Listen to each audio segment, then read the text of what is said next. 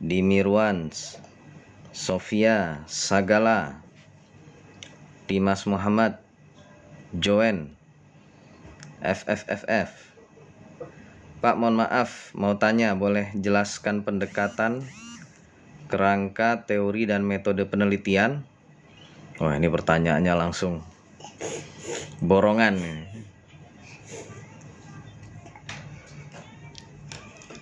Panjang kalau diceritain ini. Ya, pendekatan itu approach. Ya, pendekatan dengan teori, dengan metode penelitian mirip-mirip lah. Tergantung ini.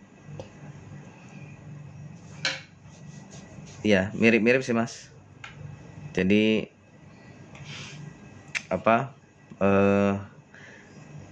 kalau dalam hal ini ya, penyebutan ya, kita bilang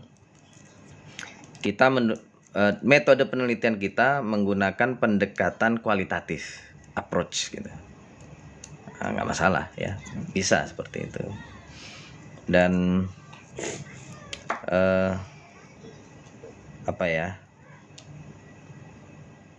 kalau teori itu gimana ya? Ya, kita menyebutkan teori bisa juga kita sebut sebagai pendekatan gitu ya. Jadi saya sebagai peneliti ya, mendekati fenomena di dalam penelitian ini menggunakan pendekatan interaksi sosialnya Vygotsky gitu. Gitu sih, itu yang saya sering temukan ya. Istilah aja sih itu.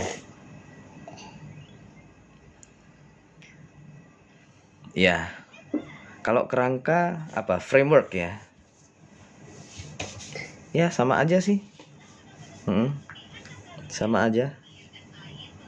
Cuma yang paling sering ini ya, kalau mau ditanya, yang kamu menggunakan teorinya siapa? Frameworknya siapa? Gitu, mirip-mirip ya. Jadi kata-kata kerangka, kata-kata pendekatan itu sering disematkan kepada teori, sering disematkan kepada metode penelitian. Mirip-mirip ya. Cuma yang lebih paten ya teori dan metode penelitian gitu. Theory and research methodology. Pak, jelasin dong perbedaan penerapan dengan implementasi. Aduh, apa ya? Sama aja. Penerapan itu ya implementation ya. Sama aja itu, Mas. Nggak ada bedanya. Brother Icat, Pak Fikri minta ucapan ulang tahun untuk Aden Ilyasa, Pak. Hari ini ulang tahun ya. Selamat ulang tahun untuk Aden Ilyasa. Yang keberapa ini? Ya, semoga panjang umur, sehat walafiat, dimudahkan rezekinya dan segala urusannya. Boleh diceritakan aplikasi metodologi penelitian dalam tesis jenengan, Pak? Biar saya ada gambaran. Kalau tesis saya udah lama banget ya, 2011. Mungkin maksudnya disertasi. Ya, kalau disertasi saya, meskipun disertasi saya ini tidak akan saya lanjutkan ya. Jadi paling pecahan-pecahan dari disertasi itu akan saya terbitkan jadi artikel ya. Itu sih, karena banyak sekali kerancuan ya. Salah satunya saya kan begini, saya itu penelitiannya tentang media pembelajaran. Nah, media yang saya gunakan adalah film. Nah, kalau mengajar menggunakan film dan termasuk kayaknya lagu. Kebetulan saya kan bidangnya pendidikan bahasa. Itu ada masalah. Ya, masalahnya itu adalah copyright ya, atau hak cipta. Jadi kita terkena masalah hak cipta, teman-teman. Gitu ya. Nah, saya kemarin gimana ya, artikel yang merupakan bagian dari disertasi saya kan sudah saya coba ya submit ke beberapa jurnal Scopus gitu. Dan ternyata editor ya, belum sampai ke reviewer, itu mempermasalahkan film itu ya. Jadi kalau film, jadi kan otomatis itu dijadikan data gitu kan. Nah itu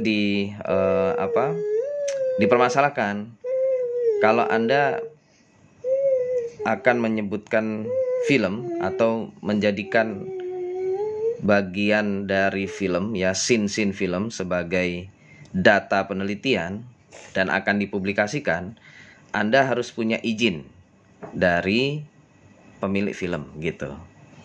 Nah itu repot itu ya, saya nggak tahu gimana caranya minta izin gitu kepada pemilik film ya kan, apalagi filmnya film Hollywood, film barat ya kan. Dan kalaupun betul-betul izin, pasti bayar gitu-gitu ya. Jadi itulah saya terkendala copyright. Makanya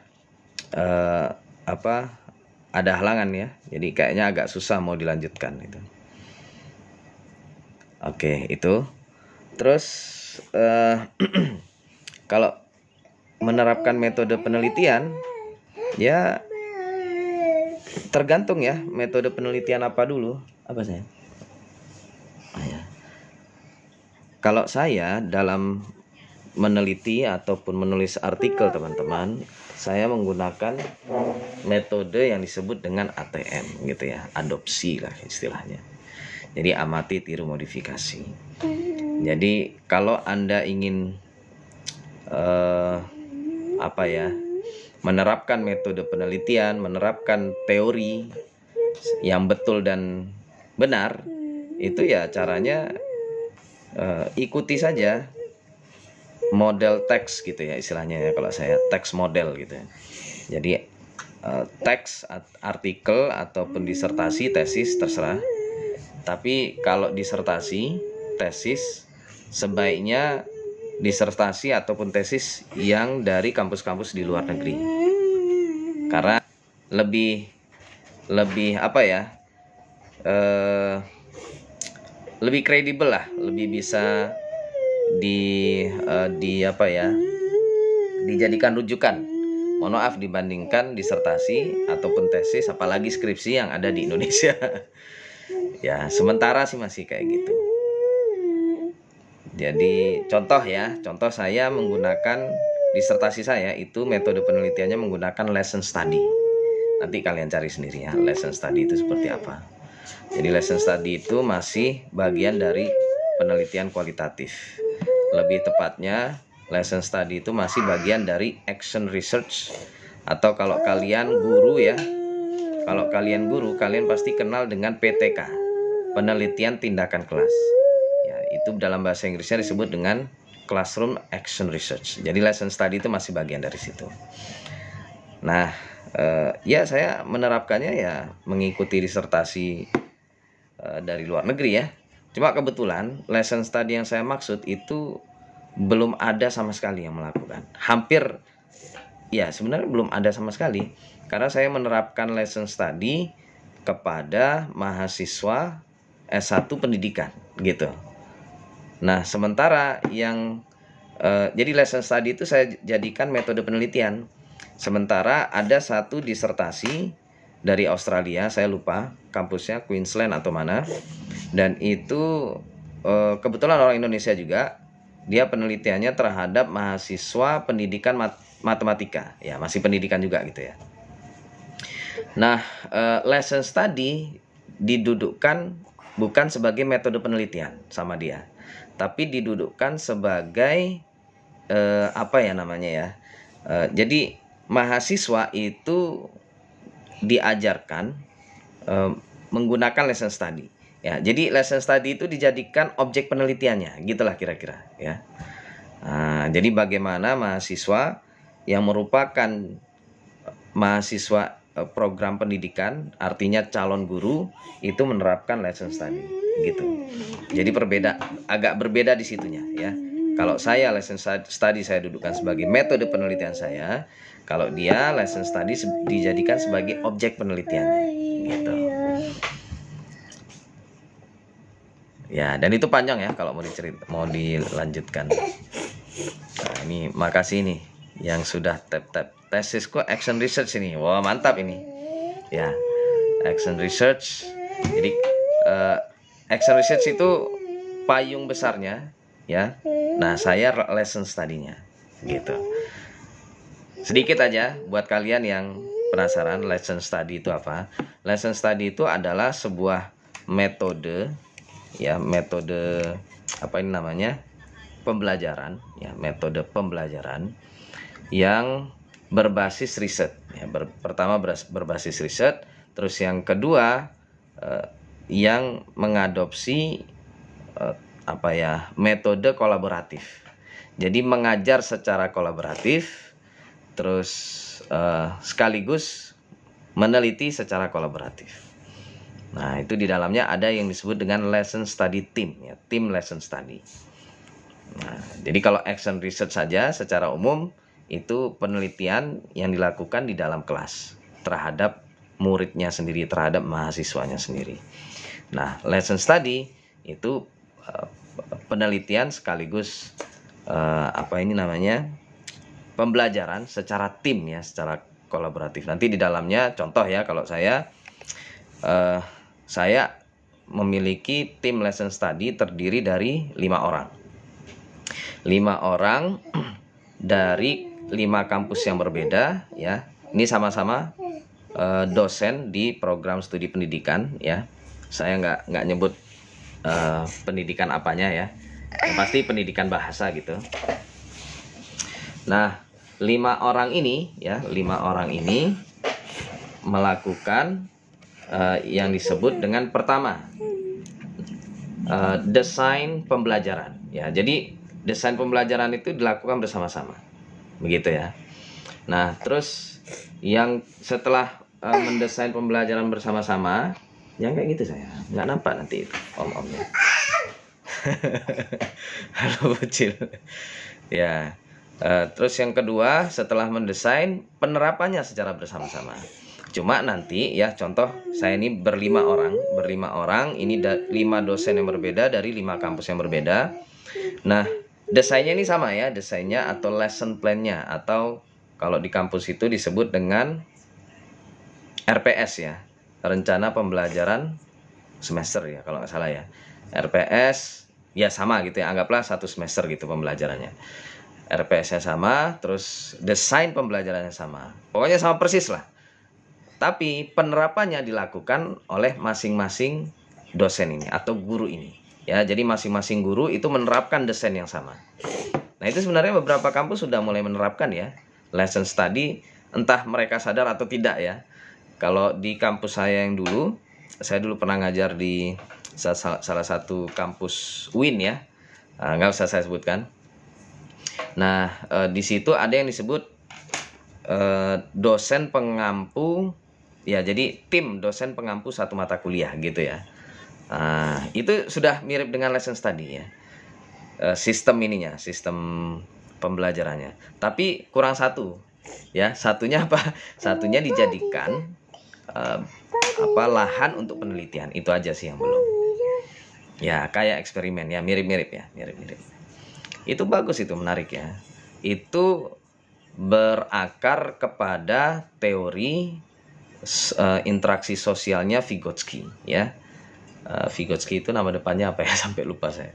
Padahal saya termasuk Vygotskyan ya, termasuk pengikut Vygotsky ya. Interaksi sosial dalam pembelajaran, baik yang ada di level siswa atau mahasiswa dan juga di level dosen atau guru pendidik ya. Yang dari teorinya Vygotsky muncullah konsep pembelajaran kolaboratif ya, konsep pembelajaran kolaboratif, konsep pembelajaran apa ya,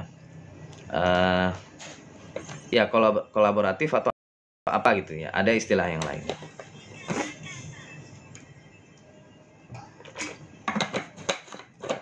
Ini kayaknya banyak yang komen, tapi komennya kurang bagus ya ini. Jadi teman-teman kalaupun ada yang kurang setuju dengan saya, bahasanya yang baik ya. Kalau nggak, saya nggak bisa baca ini. Ini ya, some comments in this live were filtered to protect the community's experience ya. Jangan menjelek-jelekkan. Karena nanti ya, menjelekkan DM aja. Kalau DM ya, apa lu Fikri gitu. Bodoh lu, goblok lu. Nah, itu jangan di sini, nggak muncul ya. Mending DM. Ya, negative comments accepted ya. Nah, gitu ya. Itu yang disebut dengan lesson study. Menarik itu. Kalau Anda pendidik, Anda dosen, guru, itu menarik ya. Kalau saya memang suka dengan hal-hal berbau kolaboratif, teamwork ya, kerjasama. Karena saya kalau nggak kerjasama, terus bisa sendiri-sendiri ya. Dan terutama saya orang yang jiwa sosialnya tinggi ya, dan saya kan orang organisasi ya. Menurut saya kalau berjuang sendiri itu susah lah ya, mending bareng-bareng gitu. Dan itu sesuai dengan saya ya, kolaboratif learning and teaching. Oke, apalagi ini Pak Fikri ini, mawar berduri. Pak Fikri sudah ujian doktor, dulu sempat lewat VT Bapak masalahnya. Iya, saya DO Mbak. Nih, kalau mawar berduri ini cewek apa cowok? Saya di DO ya. Kalau Anda melihat nama saya di PD Dikti, tulisannya sih nonaktif ya, nonaktif. Nggak tahu ya, saya sebenarnya berharap dikeluarkan gitu ya, atau DO, drop out lebih. Saya lebih suka gitu sih. Nggak apa-apa. Kalau kata Rocky Gerung kan begitu ya. Kalau ketemu mahasiswa, kapan DO-nya? Gitu.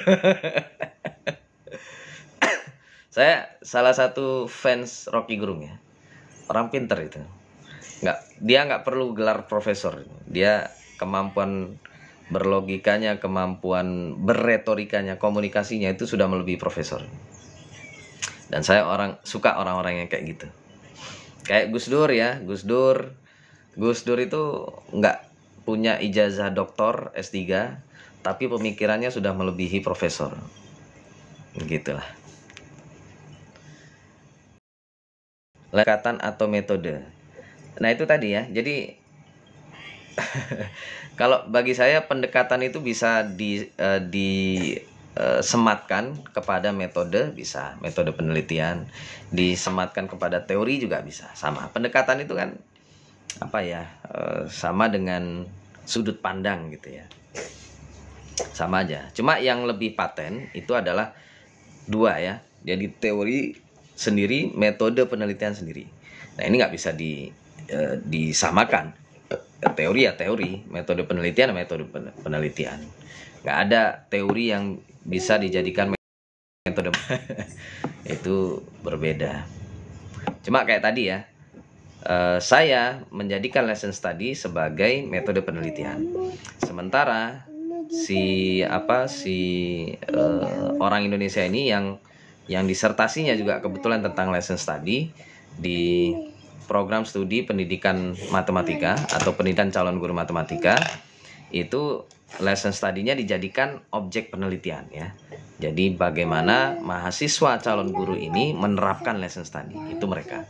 Kalau saya enggak ya. Saya metode penelitiannya. Ya. Oh iya, yang lain dulu ya sayang ya. Ya. Ya gitu ya Mbak Mawar ya. Saya karena musuh saya udah semua orang ya. Awalnya kan musuh saya Kaprodi aja. Nah ternyata Kaprodi ini orang kuat ya. Dia anak mantan rektor dan salah satu pendiri kampus ini gitu.